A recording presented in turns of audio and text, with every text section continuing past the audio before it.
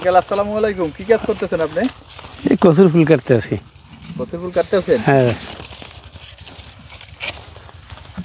ওই একটু দেখি আমরা। এটা কি করে? খায়। খায় মানে মানুষে খায়? হ্যাঁ, মানুষে খায়, পাক করে খায়। ও আচ্ছা আচ্ছা। আপনি কি খাবার জন্য কাটতেছেন? হ্যাঁ, খাবার জন্য কাটতে আছি। ও আচ্ছা, তাহলে এখানে এই আপনাদের এখানে এই যে কচু, এগুলো কি আপনি লাগাইছেন না এমনিতে হ্যাঁ, লাগাইছে।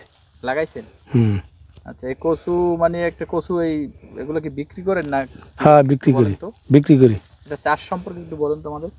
চাষে হয় চাষ? কচুরি টাইন না, হ্যাঁ। এরপর কয়েকদিন গেলে পর এরপর বড় গোজা আছে, এর দিয়ে গোষ্ঠী দিয়ে লাগাইতে হয় কচুগুলা। ও কতদিন লাগে আপনার কচু ফুল হইতে? এবারে অগ্রহায়ণ মাসে লাগায়, আর ধরেন এই আষাঢ় মাস। আষাঢ় মাস। হুম। আচ্ছা, আপনার এই কচু থেকে কি কি বিক্রি হয় এবং কি কি আপনারা পান? এই কচু বিক্রি হয়, কচুর বই বিক্রি হয়, ফুলও বিক্রি হয়। তাই? হ্যাঁ। এই ফুলগুলো কি কচুর পাতাও তো বিক্রি হয়। কচুর কি পাতাও তো খায় জানি নাকি? হ্যাঁ, কচুর পাতাও খায়। এগুলো খেতে কি স্বাদ? হ্যাঁ, স্বাদ। তা আপনারা বিক্রি করেন না কচুগুলো? হ্যাঁ। কিভাবে বিক্রি করেন, সৎ হিসেবে নাকি? হ্যাঁ, সতী সব বিক্রি করে উড়ে যায়। কত বিক্রি করেন সব? 1000, 1200।